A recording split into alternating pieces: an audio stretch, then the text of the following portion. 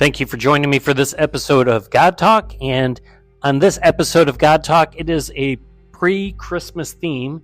At least one of my topics will be about Christmas, and the other one is about the Pope going rogue. So I think I'm going to start with the Christmas theme first. So as a pastor, one thing that's interesting is when it's Christmas time, you can count on people bringing you all kinds of unhealthy treats. You can count on you're going to gain probably 5 or 10 pounds. And you can count on the fact that during the holiday season, and I'll say between Thanksgiving and New Year's, you'll have an abnormally high number of people that will die. And it was interesting. Going into the Christmas season, I literally had this thought, I think last week. I thought, this is the first Christmas season that I remember that no one's died. And when I say no one, I'm talking about like people in the congregation or people I know of through people in the congregation. Because every year, I've never kept records, but I think if you ask any pastor, you would find the same thing. Like, more people seem to die around Christmas time. And why is that? And so I thought I would just kind of test my feelings on it, that it seems like more people die around Christmas, and I did a little research on it. And as it turns out, there is something called the Christmas effect. And the Christmas effect is that more people die around Christmas and New Year's specifically. And no one really knows why. There's a belief that it has to do with temperature and seasonality. With Christmas coming on December 25th, it's just a couple days after the start of winter here in the United States. So during winter, you've got the flu, you got RSV going around now, COVID, who knows what else. Everyone and their dog seems to be sick. So it just might be natural that more people are going to die around the start of wintertime.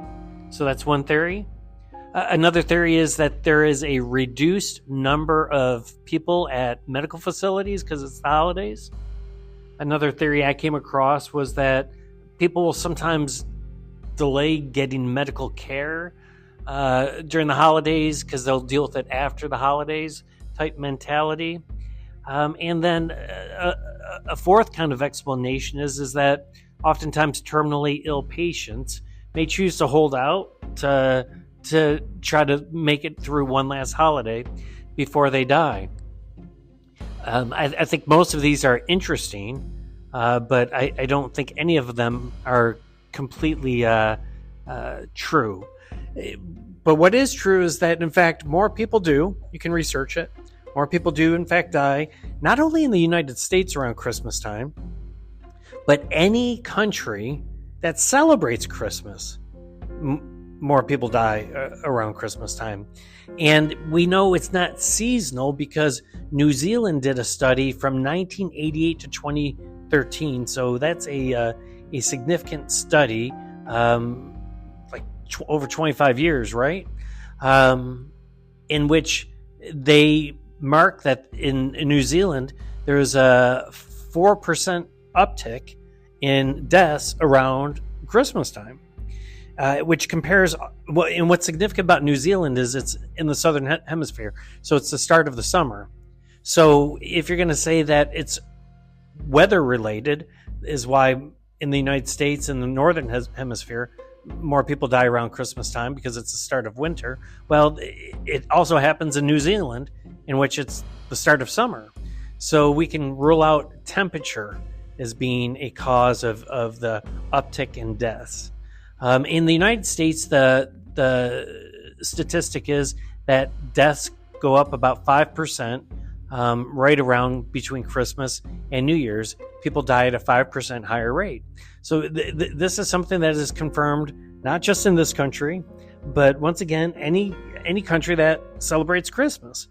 Now, presumably then, those countries that don't have that same situation. Now, of all the different explanations, I've mentioned to begin with, temperature, seasonality, New Zealand rules that out. Reduced staffing at medical facilities, I I think we can rule that out. People delaying care till after the holidays, maybe, but honestly, like most people I know, they're always trying to get care done before the end of the year because that's when your insurance renews. So I know far more people trying to get all their like stuff done that they need to get done while they've already met their deductible and before it rolls over to the next one. So I think we can rule that one out. There might be a little truth in terminally ill people try to hang on for the holidays, but I'm here to tell you if they do have some control in it, which I don't know that we really do because I believe God's in control of it. But even if they do have some control in it, they tend to miss it. I mean, they tend to die just before Christmas and thus ruin their loved ones' Christmases forever going forward because they're near and dear whoever died just before Christmas, and that's what you'll find out, or that's what you find happens. What was interesting, though, I think I mentioned that this was a year in which, like, I was literally a week ago not thinking, like, I don't know of anyone who's died, and that's just not normal. And I'll say within this last week, I was talking with a member who had a close friend, a kid, commit suicide the week of Christmas. So this was just a couple days ago. I've had a member that's been a member for many, many years, terminally ill for honestly, like probably started 10 years ago. And I just visited with her yesterday, and she is not expected to make more than another day or two. And know through a family friend, a young woman in her 20s who just died of cancer. So we're like up until last week, I really hadn't heard of any.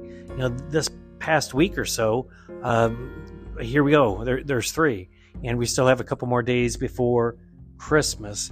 And it seems to happen that way every year. You may go 3 months, 6 months, 9 months and not really hear of anyone dying, but during the holiday season, it does seem to happen. So if it's not those 4 that we talked about, and once again, it might be a little bit terminally ill people trying to hang on, but I think the 2 big ones that aren't really talked about is depression and hope. So I think during the holiday season, people really get depressed because the holidays are made out to be just this perfect time of the year. Family, friends, and celebrations, and but then the reality is you've got the stress of the buying the gifts, and then just the hurt and the brokenness, and everyone else. It's like that Facebook effect where like all the commercials make you feel like everyone's life is perfect and the holidays are great, but it's not really how it plays out in most people's lives. Once again, just like in Facebook, they're always showing the good things, not the bad things. So it ends up making people feel worse about themselves. And so, once again, I mentioned just this week that through a member, someone close to them, a kid around 20 years old, has killed himself. And so I think depression causes, obviously, suicides this time of year. But I believe depression also can, like, hasten someone's death. If you already have a problem or you're near death, you'll hear of, like, spouses, one dies and then the other one dies shortly after, and they'll say they died of a broken heart. Now, scientifically, I don't know that you can die of a broken heart, but I do know this, that like having a broken heart does not help with other things that your body might technically be fighting. So I think depression has a significant amount to do with the fact that people die around the holidays, because people get really depressed, some people do, during the holidays. But I would also say that maybe hope plays a part in that as well. So kind of look at both ends of that spectrum. That I think during the holidays we're reminded of who our Savior is, right? And the hope that we have to spend eternal life with Him in heaven. So maybe it is that time in which some terminally ill people finally kind of feel the comfort to let go, because they're just feeling the certainty of Jesus coming into this world and the reminder that Jesus is with them, and maybe it just helps them to let go. Just like, if you've ever sat around a loved one who's in hospice or terminally ill, you try to encourage them. It's okay, let go. You can go. I think the message of Christmas does that to people who are terminally ill, is that it's just that extra encouragement. You know what? It's okay to let go and to go be with Jesus. So I don't know if you've noticed any of it. It's proven medically, once again, not only in the United States, but any country that celebrates Christmas, deaths tick up at Christmas. I've always recognized it as a pastor. I've never really explored as to what the reasons are, but that's just my 2 cents on it as we prepare for Christmas here in just a few days. The other thing I want to talk about is one that I think I talked about when it first started being leaked out several months ago. It got leaked out several months ago that the Pope was looking at potentially blessing same-sex couples or allowing it to take place. It had already been going on in Germany and in a couple other places amongst maybe more liberal areas and parts of the Roman Catholic Church. Well, the Pope Francis formally approved it this week, and it made a lot of news. He approved letting Catholic priests bless same-sex couples. And this doesn't really please everyone, because honestly, if you're conservative, it doesn't please you. But even amongst some LGBTQ people, because it's only a blessing, it's still seen as inferior to a regular marriage. But this is kind of where it started, right? It's where it started in the United States. You started with these civil unions. They're not marriages. They're almost like just the state blessing gay couples having this relationship.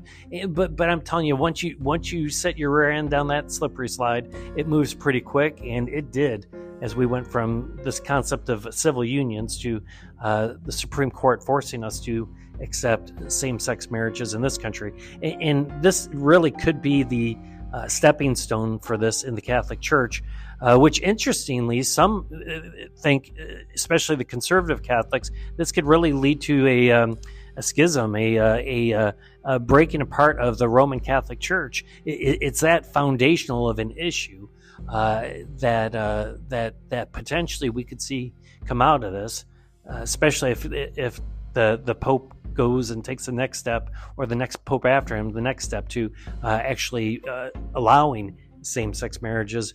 We may very well see a split in the Catholic Church, the Roman Catholic Church, that is. It does say that requests for these blessings should not be denied.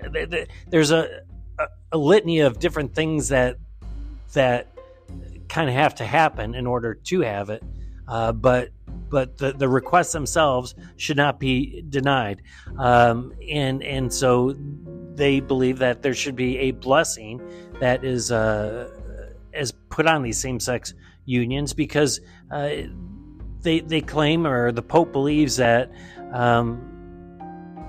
you shouldn't have to be perfect morally and meet an impossible moral standard to receive a blessing from God. And that's kind of a straw man argument. It's kind of it's diverting what the real issue is here. No one claims that you have to be perfect to receive a blessing from God, but to bless sin is never. You can bless a person, God bless you, but first of all, that person has to recognize that they have sinned. That person needs to confess and repent that they have sinned, and then no, you don't have to be morally perfect to receive it. But to bless a same-sex union is to bless sin. That would be like blessing rape, or blessing pedophilia, or blessing pornography. Like, you don't bless sin. And specifically, this sin is called an abomination before the Lord. So how is it that you bless sin? And the answer is you can't. You can bless people, But even once again, in blessing people, you only would bless people like God bless you if those are God-fearing people who fear God, who recognize that they have sin and they're trying to live their life in a better way. But you certainly don't just bless sin. Francis is said to have said that being homosexual is not a crime. And no, it's not a crime in this country or most of the world nowadays. I mean, it is still in some countries, but it is a sin. And it is a crime before God and against nature and against his creation and against family and just society itself. Yeah, it is. And so this is very disappointing. This Pope has had an agenda of becoming more and more liberal in his stance on things. I get that he wants to open the love of God to people, but that you don't open the love of God to encouraging people to do things that will ultimately separate them from their relationship to God and send them to hell. It's the same way with our kids. You don't bless and encourage and welcome your kids to do things that are going to cause them to not be able to finish school, to not get a job, to do things that are going to cause their early death. You just don't bless and encourage that, because in the end, they might feel your support by doing that, but you're not supporting them because you're doing it to their own destruction and their own condemnation. So why in the world would you do something like this? And especially the week of Christmas, come out with something like this? Well, a local priest up in Pittsburgh said this, and the theology in this is just horrid. I mean, it's horrid from the Pope on down, but this priest from Pittsburgh said, I think that people have just learned that we have to accept people the way that God made them. And he talks about how, it used to believe that God made everyone straight, but clearly he doesn't make everyone straight. So we need to accept the way God makes people. Well, here's the thought. God doesn't make us that way, but sin causes some of us to act that way. So that's not how God makes. God doesn't make people sinful. Satan makes people sinful, and sin in the world makes people sinful. And if we can't tell the difference between what's an act of God and what's an act of sin, my gosh, you should not be a Catholic priest. I mean, it's just absolutely mind-blowing. This priest goes on to say, Jesus' primary teaching is we should love and serve one another in the community. I don't think that was Jesus' primary teaching. When I read the Bible, I that's not his primary teaching. I think his primary teaching is love the Lord your God with all your heart, mind, and soul. And then love your neighbors yourself. So love God, and by loving God is you follow his commandments. And once you have that straight, yeah, you're supposed to love your neighbor. But once again, you don't love your neighbor by encouraging them to do things that is ultimately could be their destruction. So shame on the Catholic Church. Shame on really poor theology, and for this to come out the week of Christmas is just it's shameful all of its own. Well, thank you for joining me for this episode of God Talk. I hope you have a very blessed Christmas, and I look forward to talking to you next week.